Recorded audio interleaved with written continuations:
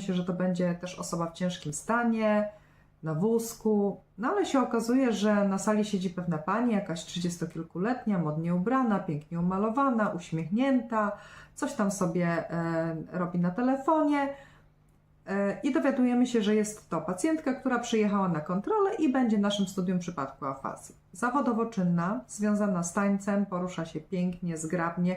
No nikt by nie powiedział, że to jest osoba, która miała afazję. Dajmy tej pani na imię Ania i pani Ania wita się z nami słowami: witam Was bardzo, kaczka jasno. Myślę sobie, że chyba nie dosłyszałam. No i czekam na kolejne zdanie i tutaj pani Ania mówi: mam na imię Ania i jestem słońce.